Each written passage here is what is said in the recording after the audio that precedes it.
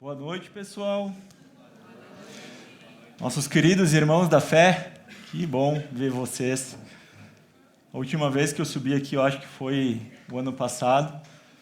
Acho que tinha metade, assim, como é bom ver a igreja prosperando, né? Quando é sério, quando tem propósito, Deus é bom, Deus ajuda e as coisas sempre vão para frente, né? Isso aí. Então, pessoal, a palavra que eu trouxe aqui para vocês hoje, uma passagem bíblica, que ela tem bem a ver com o que está acontecendo, né? Acho que não podia ser diferente. É uma conexão, digamos assim, uma comparação com a situação que estamos vivendo hoje. A gente sabe que temos muitas tragédias acontecendo, guerras, enchentes, brigas políticas, desastres naturais, famílias destruídas, doenças, né? Tantas são as coisas, e que lá atrás na Bíblia já existiu. A gente tem tantas histórias parecidas, onde a gente pode buscar daqui um pouco um conforto ou uma ação, né? Gostei do Rafinha, ele falou ação, ele foi para orar, né? E eu trouxe aqui uma palavra sobre ação também hoje, olha só a coincidência, né? E aí o nome que eu coloquei ali, né, para a gente estudar um pouquinho juntos, é O Chamado. Afinal, qual é o meu chamado, né?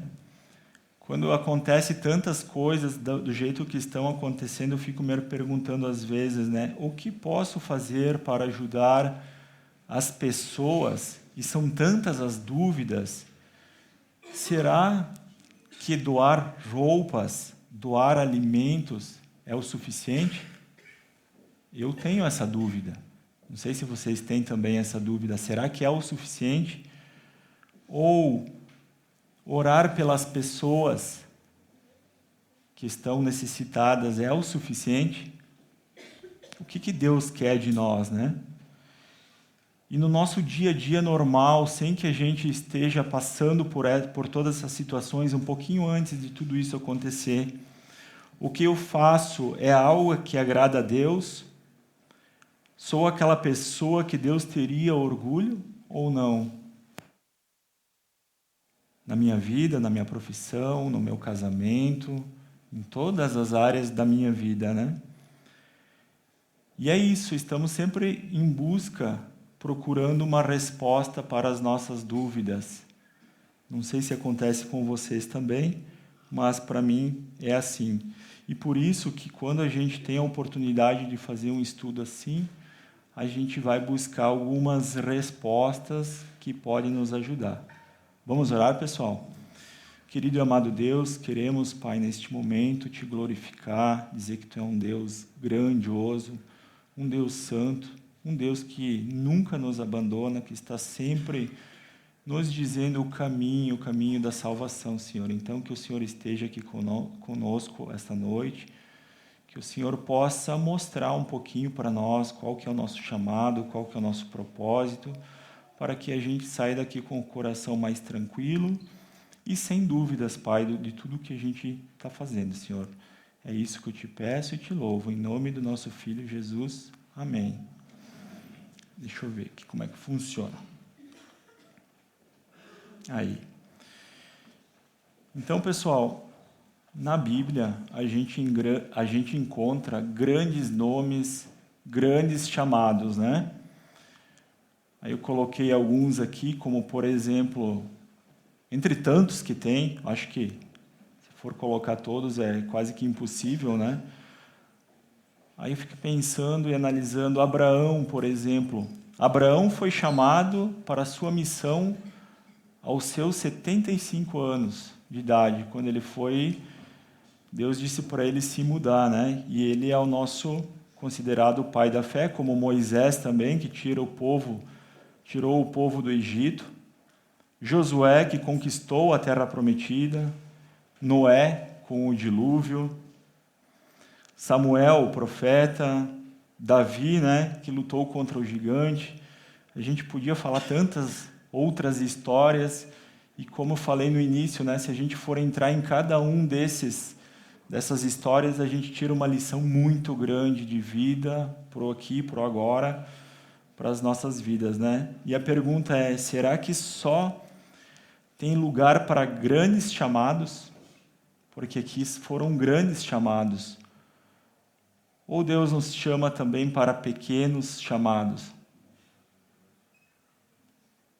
É de refletir, né? Porque às vezes a gente fica esperando, né, uma grandiosa coisa, ou a gente quer fazer algo grande, mas na verdade Deus nos chama também para alguns detalhes, as coisas pequenas, que daqui a um pouco a gente pode estar colaborando nós no dia a dia, tá? Então eu peço para vocês abrir a Bíblia, a gente vai falar sobre esse cara aqui hoje, Neemias. Vocês podem abrir a Bíblia em Neemias, que a gente vai ler do 1 ao 11. Neemias, de 1 ao 11. Enquanto vocês vão abrindo a Bíblia, pessoal, eu vou fazer uma pequena introdução, tá, do que foi e de quem era Neemias, porque tem vários capítulos, né, então a gente teria que pegar um pouquinho em cada parte. Então, tudo acontece por volta de 540 a.C., a história de Neemias. Por volta, tá? Então, o povo de Jerusalém, para variar, desobedeceu às leis de Deus. Com pecados, adorações, brigas, mentiras e tudo que poderia ser feito, né? E aí o que Deus faz? Quando um dos nossos filhos, né, desobedece o pai, a mãe, briga e faz isso, faz aquilo, tem um pequeno castigo, né? Então Deus, neste momento, permitiu então que o povo judeu fosse escravizados. Então eles foram deportados para a Babilônia, que hoje é o Iraque, e ficaram ali por volta de 70 anos no cativeiro. Por isso que eu falo, né, que a gente compara, quero comparar a história de Neemias de hoje com o que a gente está vivendo nos dias atuais. Aqui eles ficaram 70 anos num cativeiro. Então, por isso que a gente não pode também nos desesperarmos, né, porque a gente está alguns dias com problemas de chuva e tudo mais, mas aqui o povo ficou 70 anos. Neemias, bem provável, né, é um homem que tenha nascido dentro do cativeiro. Como eu não sei, porque a Bíblia não diz, mas Neemias foi trabalhar para o rei persa. Ele estava trabalhando juntamente com o rei persa. É bem provável, né, que Deus já nessa passagem já começou a fazer o trabalho dele para tirar o povo judeu do castigo, né? E o cargo dele, ele era o copeiro. O que era o copeiro? Copeiro é o segundo cargo mais importante, como se fosse tipo assim um guarda-costa. A pessoa que cuidava da segurança do rei. Era uma das atividades que ele exercia era experimentar o vinho antes do rei. Porque se o vinho estivesse envenenado, né, muita gente queria envenenar o rei naquela época, o Neemias seria a vítima. Então, para ver o quanto ele tinha de atenção e era cuidadoso, porque a vítima aí poderia ser ele, né? Então, de uma certa forma, do cativeiro, ele foi parar lá junto com o rei, trabalhando com o segundo cargo mais importante. E mais uma curiosidade, Neemias tinha por volta aí de uns 30 anos de idade. Não era tão velho assim.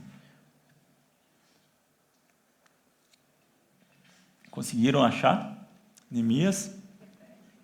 Neemias 1, de 1 ao 11.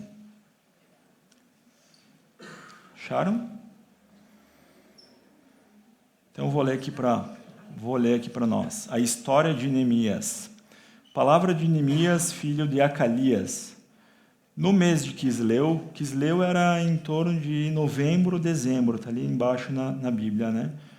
No 20º ano, enquanto eu estava na cidade de Suzã, Anani, um dos meus irmãos, veio de Judá com alguns outros homens, e eu lhes perguntei acerca dos judeus que restaram, os sobreviventes do cativeiro, e também sobre Jerusalém. E eles me responderam: aqueles que sobreviveram ao cativeiro e estão lá na província passam por grande sofrimento e humilhação. Os muros de Jerusalém foi derrubado e as suas portas foram destruídas pelo fogo. Enquanto ouvia essas coisas, sentei-me e chorei. Passei dias lamentando-me, jejuando e orando a Deus dos céus. Então eu disse, essa é a oração de Neemias: Senhor, Deus dos céus, Deus grande e temível, fiel aliança e misericordioso com os que te amam e obedecem aos teus mandamentos. Aqui ele estava colocando a posição de Deus na oração, né? Que os teus ouvidos estejam atentos e os teus olhos estejam abertos para a oração que o teu servo está fazendo diante de ti, dia e noite, em favor dos teus servos, o povo de Israel. Confessa os pecados que nós, os israelitas, temos cometido contra ti. Sim, eu e o meu povo temos pecado. É interessante que ele se coloca junto ali, né?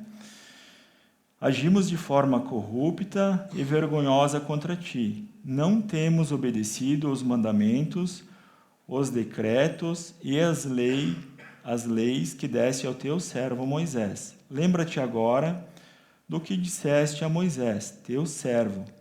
Se vocês foram infiéis, eu os espalharei entre as nações, mas se voltarem para mim, obedecerem aos meus mandamentos e os puserem em prática, mesmo que vocês estejam espalhados pelos lugares mais distantes debaixo do céu, de lá eu os reunirei e os trarei para o lugar que escolhi para estabelecer o meu nome. Estes são os teus servos, o teu povo. Tu os resgataste com o teu grande poder e com o teu braço forte. Senhor, que os teus ouvidos estejam atentos à oração deste teu servo e à oração dos teus servos que têm prazer em temer o teu nome. Faze com que hoje, este teu servo seja bem-sucedido, concedendo-lhe a benevolência deste homem. Nessa época eu era o copeiro do rei. Então ele era de profissão, né, o copeiro, como diz ali. Segundo cargo mais importante, e é bem provável que essa oração ele tenha feito diante do rei um pouquinho antes, porque ele diz assim no último versículo ali que a gente leu, né? Faze com que hoje este teu servo seja bem-sucedido. Então ele já estava preparado para agir, né?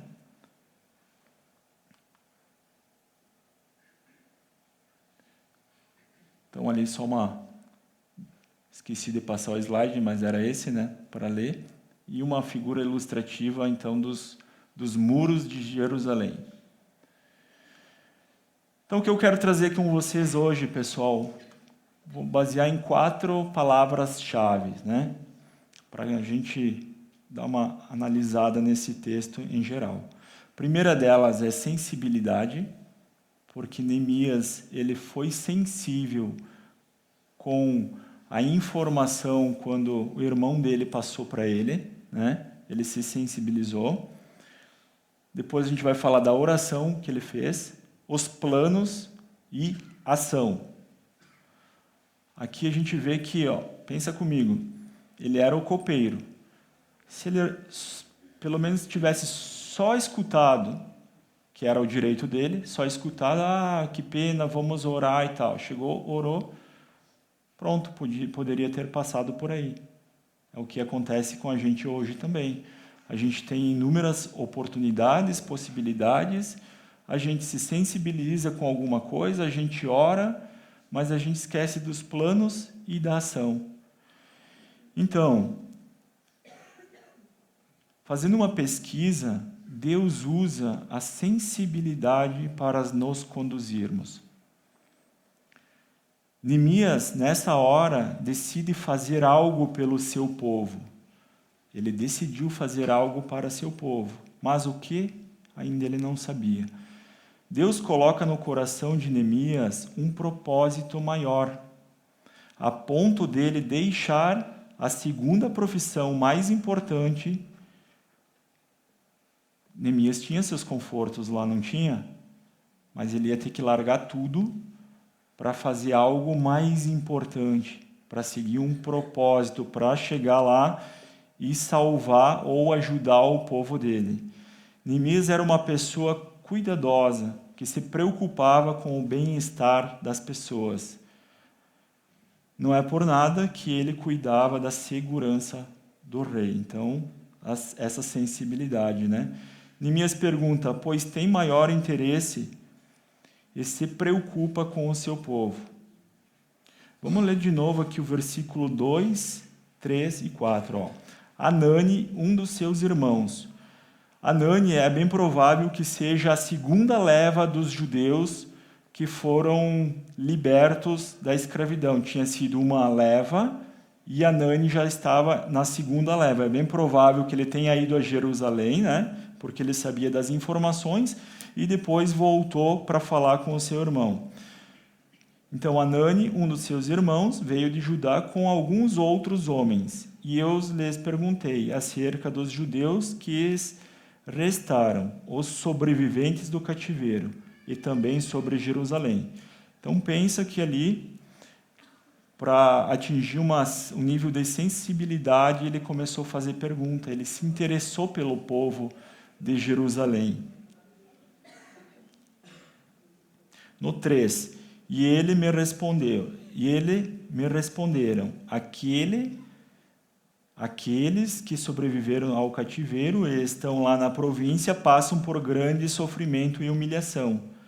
O muro de Jerusalém foi derrubado e suas portas foram destruídas pelo fogo. Então era de extrema importância, pessoal, os muros das cidades estarem em pé, porque era a segurança deles. Então, é bem provável que um inimigo, para atacar uma cidade que tem os muros e os portões, eles demoravam pelo menos 6 meses para conseguir entrar e lutar com esse povo, enfim, né? 6 meses. Então, era de extrema importância que os portões e os muros estivessem em pé. E ali, quando ele ouviu essas coisas, sentei-me e chorei. Passei dias lamentando-me, jejuando e orando a Deus dos céus. Quando ele fala aqui que passei dias, ele não fez uma pequena oração, ou um dia, 2. Aqui a gente está falando, se a gente for pesquisar mais a fundo, de 40 dias, pessoal. 40 dias ele ficou orando, jejuando, ele ficou planejando para que depois ele chegasse lá no final e falasse com o rei, conseguisse colocar a sua missão, né, para funcionar. E aí eu fico me perguntando, né, sobre a conclusão dessa parte sensível, né? E eu sou sensível às necessidades das pessoas que estão ao meu redor? Porque tudo começa por aí. E aqui eu tenho 3 exemplos bem básicos, né, para contar para vocês. Tem um colega meu de trabalho que ele chegou e contou uma vez para mim e disse assim, até nunca mais consegui esquecer, né, isso aí, é bem legal. Ele disse assim, eu fui viajar, eu estava lá na fila do sorvete. Sabe aqueles sorvetes? Era lançamento, eles têm uma espátula assim, eu não me lembro o nome daquilo lá, né, mas é um sorvete novo, né? E aí ele disse, eu estava na fila, né, tinha uma fila grande, E aí apareceu do lado ali um menino, né? Um menino de rua. E aí ele pensou para ele e disse, ele vai vir para mim e vai me pedir um sorvete. Mas tinha bastante gente na fila, né? E aí ele disse assim, não, eu vou fazer assim, vou olhar para o lado, né? Porque era caro, né, o sorvete. Aí ele, só com o canto do olho, assim, olhando, aquele gurizinho veio, olhava um por um, e aí chegou nele, assim, 2 tapinhas, e disse, tio, tu me dá um sorvete? Aí ele disse, não tem jeito, né? Então eu lembrei dessa parte aí, quando fala de sensibilidade, né? Ele era aquele cara com o coração aberto, assim, não podia ver algo, né, que ele começava a chorar já, e bem sensível mesmo, mas para vocês ver como atrai quando a gente é sensível, né? E eu também lembro lá no início, quando ia visitar cliente, né, negócio da empresa, era simples, sensível às necessidades do cliente, ponto. Perguntava para o cliente como é que era, o que ele precisava, voltava, aplicava, voltava lá, e assim a empresa ia cada vez mais crescendo, né?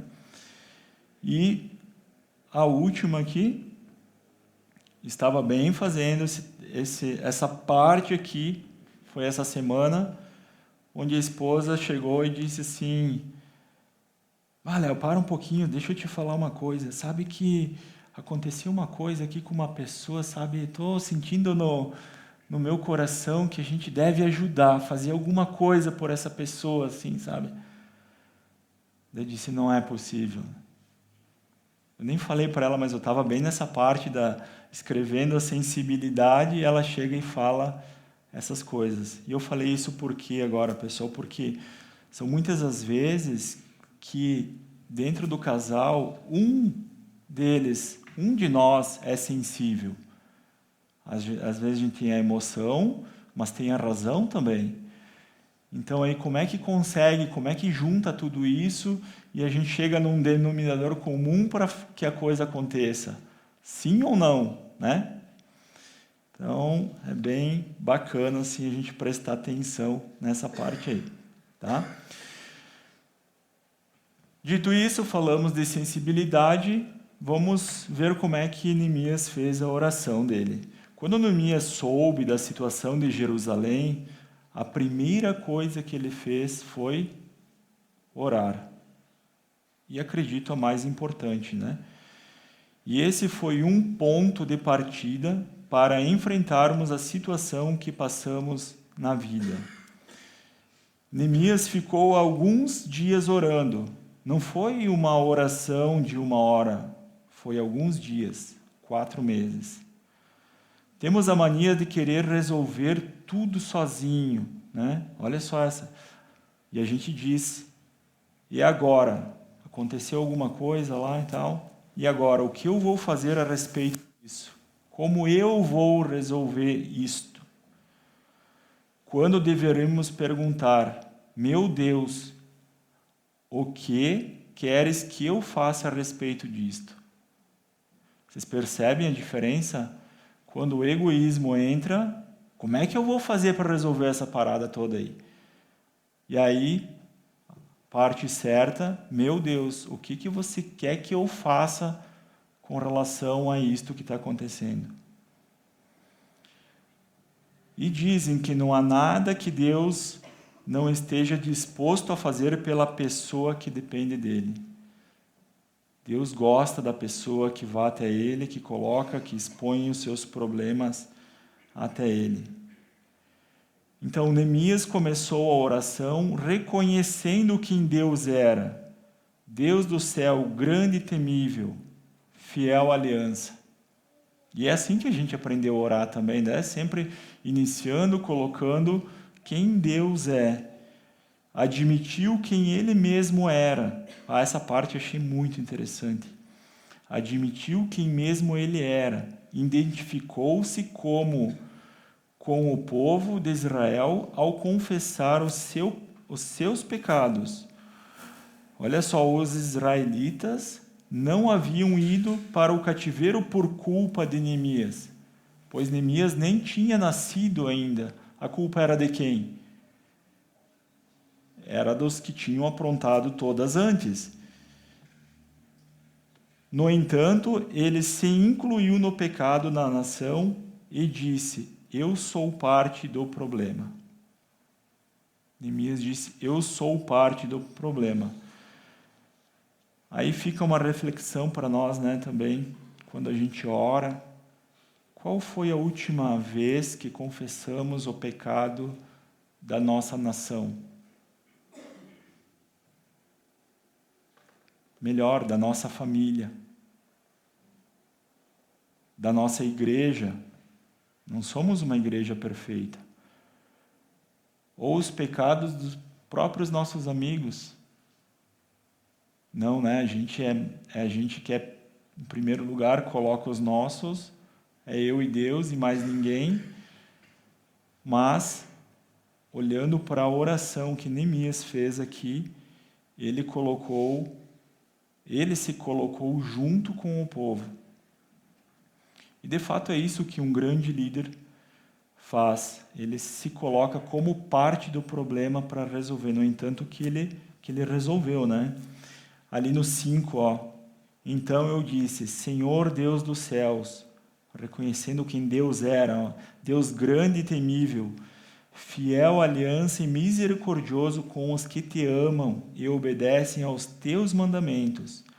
Que os teus ouvidos estejam atentos e os teus olhos estejam abertos para a oração que o teu servo está fazendo diante de ti, dia e noite, em favor dos teus servos, o povo de Israel.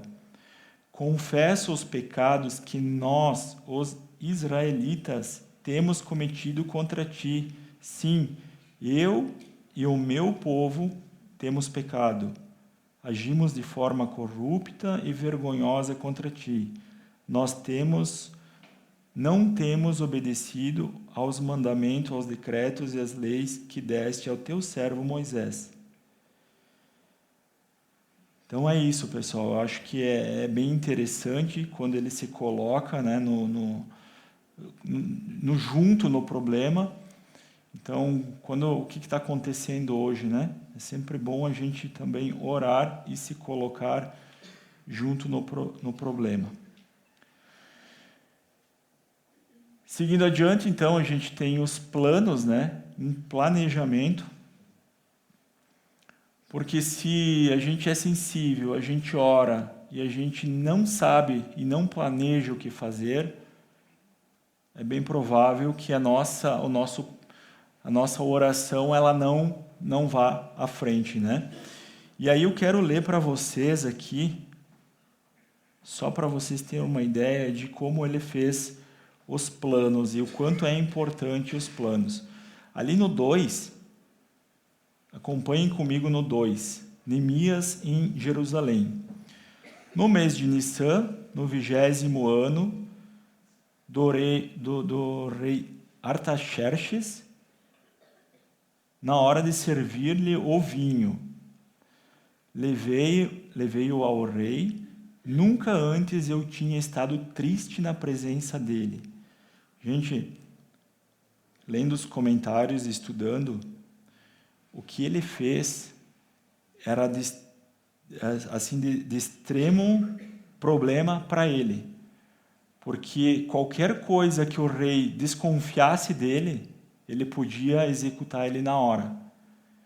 Então, olha como é que ele fez. Ele se pôs à frente do rei, triste. Aí no 2, por isso o rei me perguntou: por que o seu rosto parece tão triste se você não está doente? Essa tristeza só pode ser do coração. Aí Neemias, com muito medo, eu disse ao rei: que o rei viva para sempre. Como não estaria triste o meu rosto se a cidade em que estão sepultados meus pais está em ruínas e as suas portas foram destruídas pelo fogo? O rei me disse: olha só, o que você gostaria de pedir? Gente, Neemias, ele orou, ele planejou por 40 dias. Se ele chegasse ali agora e dissesse assim para o rei: Barra, não sei o que eu quero, o que daria para fazer.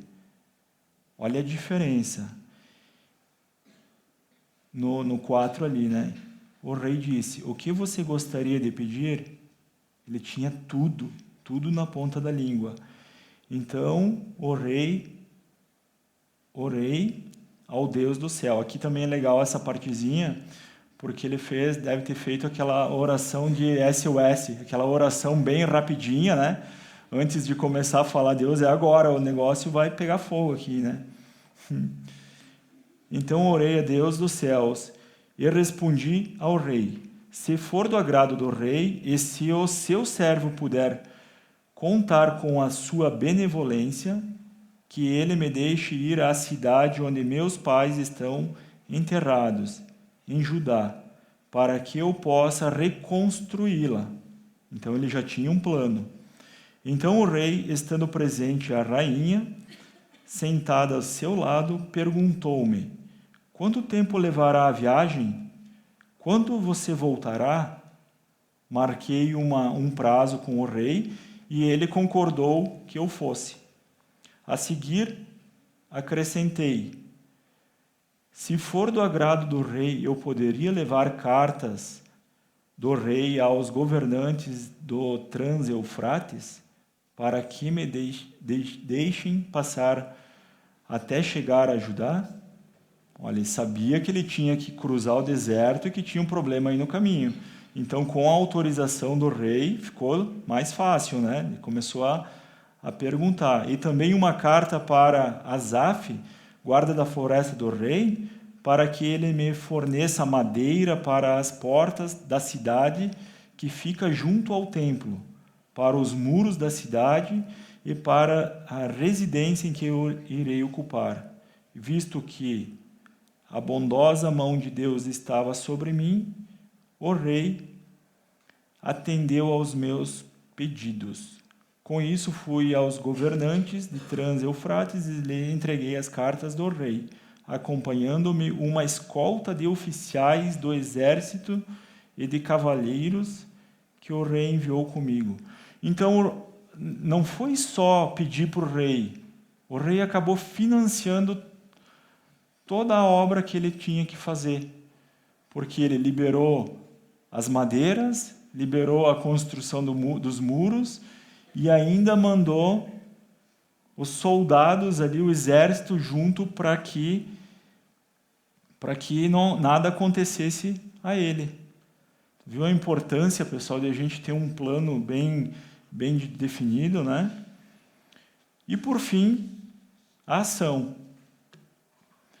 Então, Neemias, ele foi sensível, abriu-se um chamado no coração dele, ele orou, ele planejou e agora ele foi para a ação. É a hora de executar.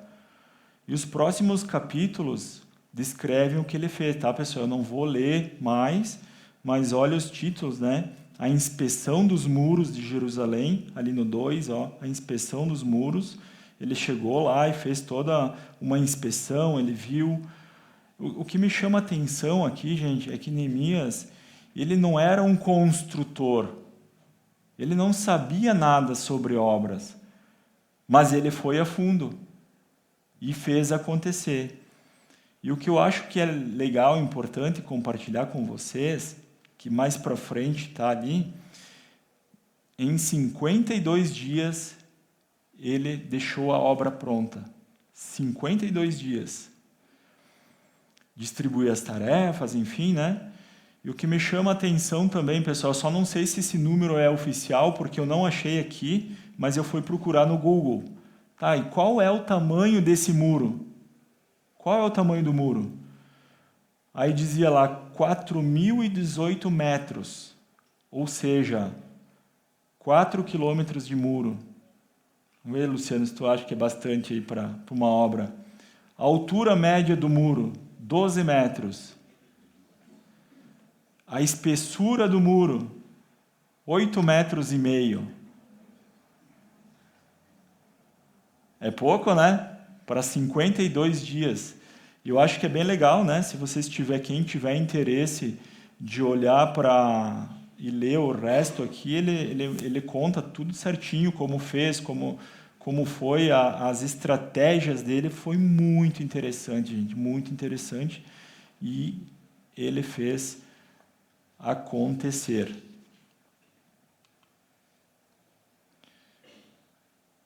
E aí eu fico perguntando assim, né? Qual é o nosso chamado? Seja o nosso chamado grande ou pequeno, temos que colocar em oração e ação. Né? Aí eu coloquei um versículo justamente que diz aí, é o que o Rafa fez ali, né? Sejam praticantes da palavra e não apenas ouvintes, enganando a vocês mesmos. Então, o que eu quis dizer com isso, né, pessoal? Não adianta a gente ser sensível e orar e aí chegar na hora de executar alguma coisa, a gente, não faz nada e está tudo certo, né? E aí eu fico pensando também na situação, né? O que Deus quer de nós? Que muros será que Jesus quer que cada um de nós construímos?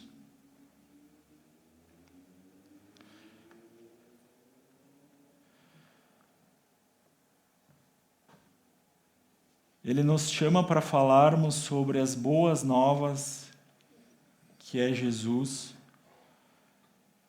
as pessoas.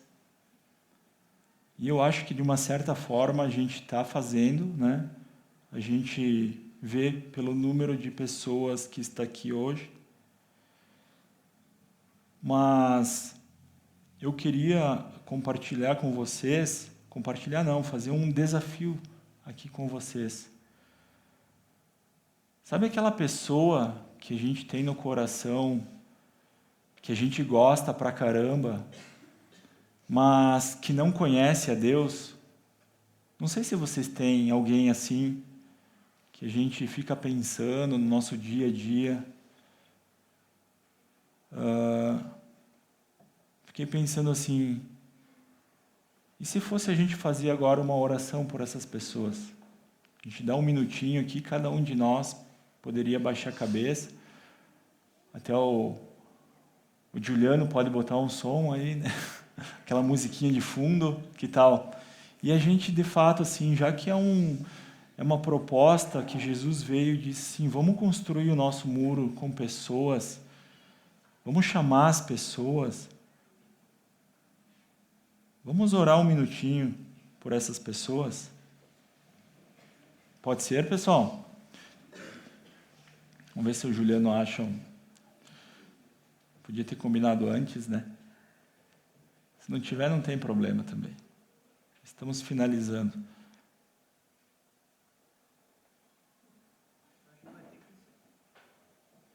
Não vai?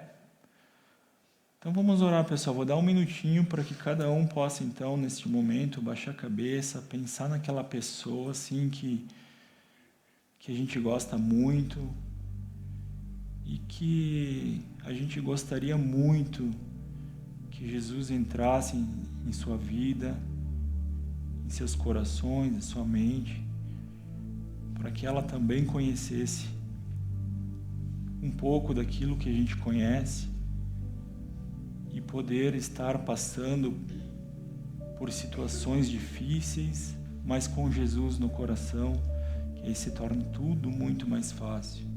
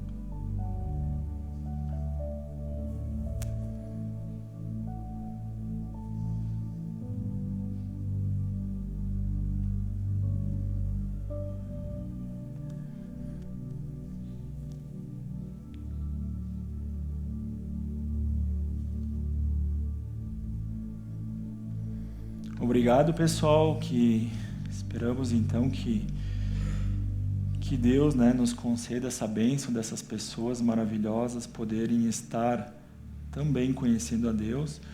E para finalizar, como diz lá Neemias, né, ele teve que colocar ação. Vou fazer mais um desafio a vocês. O que você diria a essas pessoas que você orou hoje? A essa pessoa que você orou hoje? Quem se sentir, tá, pessoal? Quem se sentir chamado, tocado, vai um desafio. Pega o celular na mão. Pega o celular, abre o WhatsApp. Vou fazer também aqui, ó. Procura essa pessoa. Não é obrigatório, tá, pessoal? Mas quem tiver coragem de construir um tijolinho, coloca alguma coisa. Eu coloquei essa frase aí, ó, Deus está vivo e Ele te ama. Lembrei daquele filme Deus Não Está Morto, lembram? Troquei um pouquinho. Vamos mandar uma mensagem para essa pessoa e vamos ver o que Deus nos responde?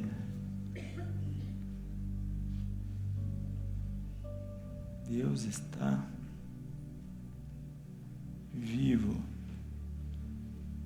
e Ele te ama.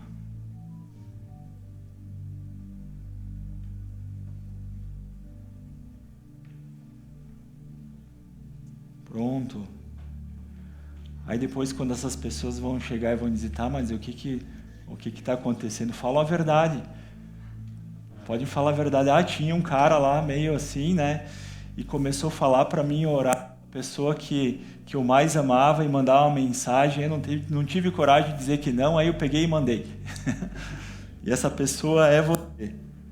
Vamos ver se Deus trabalha no coração delas. Tá bom, pessoal? Vamos orar. Precioso Deus, mais uma vez, Pai, queremos te agradecer, porque você é um Deus grande, um Deus amável, é um Deus que está sempre nos conduzindo pelos caminhos de paz, de luz, Pai. Que bom, Senhor, que o Senhor falou com nós através de um chamado. A gente entende que não precisa ser grandes chamados, mas qualquer coisa que a gente faça por você, Pai, pelos nossos irmãos, que a gente possa te amar grandiosamente e com isso também estar amando aos nossos próximos, Pai. Que a gente possa sair daqui hoje, Senhor, com o coração um pouco mais aliviado e que a gente possa enfrentar as nossas dificuldades com mais firmeza, porque você é o nosso Deus, é o Deus que está sempre à frente de tudo e de todos, Pai. Que a gente não precise ter medo, que a gente encare com fervor, como você disse lá a Josué, seja forte e corajoso, porque eu sou o seu Deus e estou com você aonde você estiver.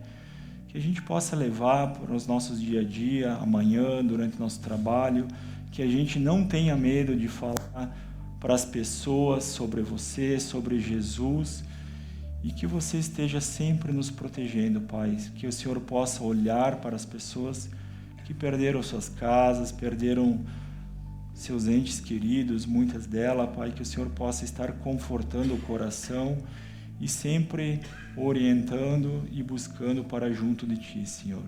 É por isso que eu oro e te agradeço em nome de Jesus. Amém. Tenhamos uma ótima semana.